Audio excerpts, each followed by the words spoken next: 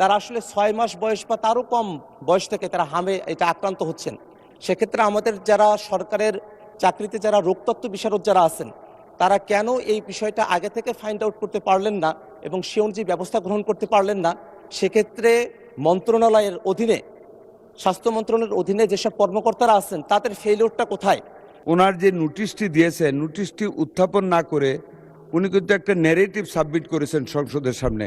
আমাদের মাননীয় স্বাস্থ্যমন্ত্রী বলেছেন যে গত 8 বছর যাবত হামের টিকা দেওয়া হয় নাই।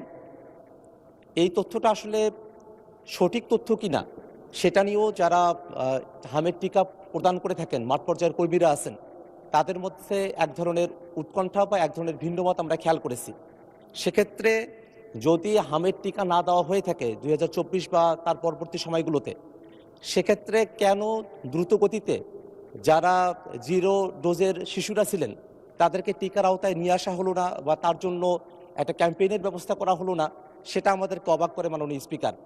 সব কিছু মিলিয়ে আমরা প্রথমত আগেই একটা ব্যবস্থা গ্রহণ করতে ব্যর্থ হয়েছি এবং পরবর্তীতে আমাদের শিশুরা যখন হাসপাতালে হামে আক্রান্ত হয়ে এসেছেন, আমরা জানি যে হামের চিকিৎসার জন্য আইসোলেশনের প্রয়োজন হয়, কিন্তু আমাদের হসপিটালগুলোতে আইসোলেশন ফ্যাসিলিটিস একেবারেই নাই। উপজেলা পর্যায়ে নাই, জেলা পর্যায়ে নাই, এমনকি যেগুলো আরও বড় বড় হসপিটাল আছে সেই জায়গাগুলোতেও নাই। বিশেষত রাজশাহী অঞ্চলের কথাটা এখন বেশি নজরে আসছে। এবং যে আইসিইউ বা এনআইসিইউগুলো প্রয়োজন হয়, সেই পর্যাপ্ত আইসিইউ বা এনআইসিইউ এরও ব্যবস্থা নাই। এবং আরেকটা বিষয় খেয়াল করে দেখা গেছে যে আমাদের দেশে হামের টিকা দেওয়া হয় 9 মাস বয়স থেকে, কিন্তু এখন হামের যারা আক্রান্ত শিশুরা আছেন তারা আসলে 6 মাস বয়স বা তারও কম বয়স থেকে তারা হামে এটা আক্রান্ত হচ্ছেন। সেক্ষেত্রে আমাদের যারা সরকারের চাকরিতে যারা রোগতত্ত্ব বিশারদ যারা আছেন, তারা কেন এই বিষয়টা আগে থেকে ফাইন্ড আউট করতে পারলেন না এবং সে অনুযায়ী ব্যবস্থা গ্রহণ করতে পারলেন না? সেক্ষেত্রে মন্ত্রণালয়ের অধীনে, স্বাস্থ্য মন্ত্রণালয়ের অধীনে যেসব কর্মকর্তারা আছেন তাদের ফেইলিওরটা কোথায়? সেই বিষয়গুলো নিয়ে এবং হামের এই প্রাদুর্ভাব মোকাবেলা করে আইসোলেশন ফেসিলিটিস, আইসিইউ ফেসিলিটিস, ডাক্তারদের জন্য সার্বক্ষণিক তদারকির ব্যবস্থা গ্রহণ করে হাম বিষয়টাকে একটা তড়িৎ গতিতে সমাধানের দিকে নিয়ে আসার জন্য, আমাদের শিশুদেরকে রক্ষা করার জন্য, মৃত্যু থেকে বাঁচানোর জন্য মাননীয় স্বাস্থ্যমন্ত্রী তার কোনো পরিকল্পনা আছে কিনা এবং সেটা কী ধরনের পরিকল্পনা, সেই বিষয়ে আপনার মাধ্যমে মাননীয় স্বাস্থ্যমন্ত্রীর দৃষ্টি আকর্ষণ করছি। ধন্যবাদ মাননীয় স্পিকার। আপনাকে ধন্যবাদ মাননীয় সদস্য। মাননীয় স্বাস্থ্য পরিবার কল্যাণ মন্ত্রী জনাব সর্দার মোহাম্মদ সাখাওয়াত হোসেনকে এই বিষয়ে তার সংক্ষিপ্ত বিবৃতি দেওয়ার জন্য অনুরোধ জানাচ্ছি। মাননীয় স্পিকার, আপনাকে ধন্যবাদ। মাননীয় সংসদ সদস্যকে এই গুরুত্বপূর্ণ বিষয়টিতে নোটিশ প্রদানের জন্য আমি ধন্যবাদ জানাচ্ছি। আমি ওনার নোটিশের জবাবে উত্তর দেওয়ার আগে মাননীয় স্পিকার, আমি দু একটি কথা বলতে চাই। মাননীয় সংসদ সদস্য ওনার যে নোটিশটি দিয়েছেন, নোটিশটি উত্থাপন না করে উনি কিন্তু একটা ন্যারেটিভ সাবমিট করেছেন সংসদের সামনে, যেটার জন্য আমার কাছে পর্যাপ্ত উত্তর রয়েছে, যে উত্তরে উনি সন্তুষ্ট হবেন। কিন্তু ওনার নোটিশটা ছিল শুধু উত্থাপনটা করা এই বিষয়টিতে, ওই মিজেলসের ব্যাপারে। যাই হোক, উনি যে প্রশ্নটা, যেই উত্থাপনটা এখন করেছেন, এটা যদি পরবর্তীতে প্রশ্ন আকারে করেন, আমি ওনাকে ন্যারেটিভ উত্তর দিয়ে দিব। বর্তমান যে নোটিশটি আমি হাতে পেয়েছি তার উত্তরে মাননীয় স্পিকার আমি জানাচ্ছি, বর্তমানে দেশে বিভিন্ন দুর্গম ও জনবহুল অঞ্চলে হামের প্রকোপ উদ্বেগজনকভাবে বৃদ্ধি পাওয়ায় টিকাদান বঞ্চিত শিশুরা নিউমোনিয়া ও অন্ধত্ব সহ মারাত্মক প্রাণ ঝুঁকিতে রয়েছে। এইটা লিখে উনি নোটিশটা দিয়েছে। মাননীয় স্পিকার, আমি উত্তরটা পড়ে শোনাচ্ছি। মাননীয় সদস্য উত্থাপিত গুরুত্বপূর্ণ বিষয়ের জন্য ওনাকে ধন্যবাদ। মাননীয় স্পিকার, অতীতের সরকারগুলির সম্পূর্ণ ভুল ব্যবস্থাপনা এবং ব্যর্থতার কারণে, সরকারগুলোর বলতে ফ্যাসিস্ট সরকার এবং জাস্ট ইমিডিয়েট পাস্ট যে গভর্নমেন্ট গিয়েছে ওদেরই মিন করতেছি। মাননীয় স্পিকার, ভুল ব্যবস্থাপনা এবং ব্যর্থতার কারণে বর্তমানে হামের প্রাদুর্ভাব বৃদ্ধি পেয়েছে। দেশের সর্বশেষ হাম রুবেলার ক্যাম্পেইন 2020 সালের ডিসেম্বরে অনুষ্ঠিত হওয়ার পর দীর্ঘ 5.5 বছর যাবৎ কোনো ক্যাম্পেইন পরিচালিত হয়নি। মাননীয় স্পিকার, এখানে আপনাকে জানানোর জন্য বলতে চাই, প্রতি 4 বছর পর হাম রিবেলার এই ক্যাম্পেইনটি হওয়ার কথা ছিল প্রতি 4 বছর পর পর। মাননীয় স্পিকার, সেইটা গত 5.5 বছর যাবৎ হয় নাই, ফলে নিউবর্ন বেবি এবং লেফট আউট বেবিজের সংখ্যা অনেক বৃদ্ধি পেয়েছে, যারা এখন হামে আক্রান্ত হচ্ছে। এছাড়া টিকা ক্রয়, সংগ্রহ ও সরবরাহ ব্যবস্থাপনায় পূর্ববর্তী দুটো সরকারের অদূরদর্শী সিদ্ধান্ত ও দীর্ঘসূত্রিতার ফলে টিকার মজুতে মারাত্মক সংকট তৈরি হয়। এর পরিণতিতে দেশব্যাপী হামের টিকা সহ আরও 6 ধরনের গুরুত্বপূর্ণ টিকার অভাব দেখা দেয়, যার কারণে বহু শিশু নিয়মিত টিকাদান সেবা থেকে বঞ্চিত হয় এবং সংক্রামক রোগে আক্রান্ত হওয়ার উচ্চ ঝুঁকিতে পড়ে, যার ফলাফলে বর্তমান সংকট তৈরি হয়েছে। মাননীয় স্পিকার, নানা প্রতিকূলতা সত্ত্বেও মাননীয় প্রধানমন্ত্রী জনাব তারেক রহমানের গতিশীল নেতৃত্ব, বিচক্ষণতা এবং পরামর্শে আমরা টিকাদান কর্মসূচি জরুরি ভিত্তিতে এগিয়ে আনতে সক্ষম হয়েছি। আমরা গতকাল 5 এপ্রিল থেকে হামের টিকাদান কার্যক্রম শুরু করেছি। প্রথম ধাপে সারা বাংলাদেশের 18টি জেলা এবং 30টি ঝুঁকিপূর্ণ উপজেলায় জরুরি হাম রিবেলা টিকাদান কর্মসূচি শুরু করেছি, যার মধ্যে 5টি স্পটে আমি সহ আমার প্রতিমন্ত্রী সহ আমাদের কর্মকর্তাগণ আমরা সশরীরে হাজির থেকে আমরা সেই কার্যক্রম শুরু করেছি। এই কর্মসূচির আওতায় মাননীয় স্পিকার 6 মাস থেকে 5 বছরের কম বয়সী অর্থাৎ 59 মাস, 1 মাস কম 5 বছর সকল শিশুকে ক্রাশ প্রোগ্রাম হামের টিকা প্রদান করা হচ্ছে। প্রথম ধাপে 12 লক্ষ শিশুকে টিকার আওতায় আনার লক্ষ্য নির্ধারণ করা হয়েছে। মাননীয় স্পিকার, আমি অত্যন্ত আনন্দের সাথে বলতে চাই, আমাদের জন্য এটা একেবারে ফার্স্ট স্টার্ট। আমরা একটা ব্যর্থতা থেকে নিজেদেরকে নিয়োজিত করে মাননীয় প্রধানমন্ত্রীর অত্যন্ত বিচক্ষণ নেতৃত্বে টিকাদান কর্মসূচিটা শুরু করে আমাদের একটা সফলতা গতকাল হয়েছে। আমাদের লক্ষ্যমাত্রা ছিল গতকাল 30টি উপজেলায় 76,000 শিশুকে আমরা টিকা দেব। আলহামদুলিল্লাহ মাননীয় স্পিকার, আমরা 73,000 শিশু আমাদের এই আওতায় গতকাল টিকা গ্রহণ করেছে, যা 96% অর্জন আমাদের মন্ত্রণালয়ে। আগামী 12 এপ্রিল হতে মাননীয় স্পিকার, ঢাকা উত্তর ও দক্ষিণ সিটি কর্পোরেশন, ময়মনসিংহ এবং বরিশাল সিটি কর্পোরেশন এবং আগামী 3 মে হতে সারা দেশে অবশিষ্ট সিটি কর্পোরেশন ও জেলাগুলিতে আমরা এই জরুরি টিকাদান কর্মসূচি বাস্তবায়ন করব ইনশাআল্লাহ। মাননীয় স্পিকার, টিকাদানের পাশাপাশি আমরা শুধু টিকাদান চালাচ্ছি না, এর পাশাপাশি হামে আক্রান্ত এবং ঝুঁকিতে থাকা শিশুদের ভিটামিন এ ক্যাপসুল খাওয়ানো হচ্ছে গতকাল থেকে। মাননীয় স্পিকার, জরুরি ভিত্তিতে দেশের প্রতিটি জেলায় 6 মাস থেকে 1 বছর পর্যন্ত বয়সী শিশুদের জন্য ভিটামিন এ ক্যাপসুল 1 লক্ষ ইউনিট অর্থাৎ 7,500 পিস এবং 1 বছর 5 বছরের কম বয়সী শিশুদের জন্য 2 লক্ষ ইউনিট 15,000 পিস করে ভিটামিন এ ক্যাপসুল জেলায় বিতরণ করা হচ্ছে, যা আক্রান্ত শিশুদের চিকিৎসায় এই সংকট মোকাবেলার জন্য অত্যন্ত কার্যকর ভূমিকা রাখবে। মাননীয় স্পিকার, ঝুঁকিপূর্ণ শিশুদের জন্য দেশের সকল সরকারি হাসপাতালে আইসোলেশন ওয়ার্ড, যেটা আপনি বলেছেন, আইসোলেশন ওয়ার্ডের ব্যবস্থা করা হয়েছে। আমাদের হাতে মাননীয় স্পিকার, এমন দোয়া করি না যে রুগী বাড়ুক, কিন্তু যতই বাড়ুক না কেন প্রত্যেকটি হাসপাতালে আইসোলেশন ওয়ার্ডের ব্যবস্থা করা হয়েছে। রাজশাহী হাসপাতালে আরও 250 আইসোলেশন বেড ব্যবস্থা করা হচ্ছে। আমাদের যদি কোনো রুগী আসে, দোয়া করেন যাতে না আসে, আমরা প্রস্তুত আছি। আইসিইউ ইউনিট প্রস্তুত আছে, আমাদের ভেন্টিলেটরও প্রস্তুত আছে।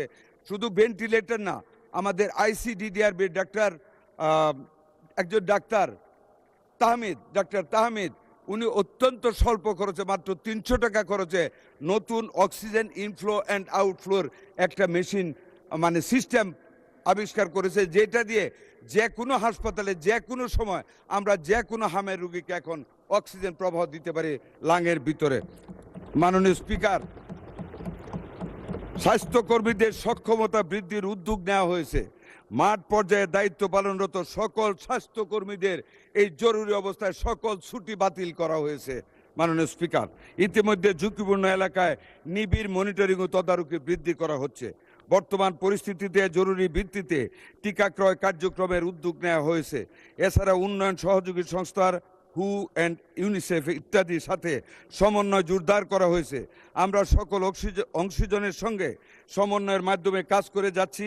আজকেও ওয়ার্ল্ড ব্যাংক আমাদের ডাকে সাড়া দিয়ে আমাদের সাথে সকালে মিটিং করেছে। তারা বিভিন্নভাবে এই হামকে মোকাবেলা করার জন্য, এই রিবেলাকে মোকাবেলা করার জন্য আমাদেরকে সহযোগিতার আশ্বাস দিয়েছে। আমরা মন্ত্রণালয় থেকে মাননীয় প্রতিমন্ত্রীকে হেড করে আমরা 5 সদস্য বিশিষ্ট একটা কমিটি ওনাদের সাথে কাজ করার জন্য সচিব আমরা করে দিয়েছি। আরও অনেক গ্র্যান্ট এবং এইডস এই খাতে আমরা পাবো ইনশাল্লাহ। অংশজনের সঙ্গে সমন্বয় দেখা আওতায় আসে, প্রতিরোধযোগ্য রোগ থেকে সুরক্ষিত থাকে। আমরা বিশ্বাস করি এই সমন্বিত ব্যাপক টিকাদান কর্মসূচির মাধ্যমে অতি দ্রুত হাম সংক্রমণ নিয়ন্ত্রণে আনা সম্ভব হবে। পরিশেষে আরও জানাচ্ছি, আমরা করোনাকালীন অব্যয়িত 604 কোটি টাকা দিয়ে আমরা ইউনিসেফ থেকে আরও হামের টিকা এবং অন্যান্য টিকা আমরা কালেকশন করতেছি। ভবিষ্যতে আমাদের কোনো সময় টিকার কোনো আমাদের শর্টেজ পড়বে না। আমরা অলওয়েজ আমাদের হাতে টিকাতে আমরা সমৃদ্ধশীল থাকব। ধন্যবাদ মাননীয় স্পিকার আপনাকে। এক্সিলেন্ট, ধন্যবাদ মাননীয় মন্ত্রী। মাননীয় সদস্য জনাব আক্তার হোসেন, আপনি এ বিষয়ে একটি প্রশ্ন করতে পারেন। ধন্যবাদ। ধন্যবাদ মাননীয় স্পিকার, ধন্যবাদ মাননীয় মন্ত্রীকে। টিকাদান কার্যক্রম শুরু করার জন্য আমরা সরকারকে ধন্যবাদ জানাই।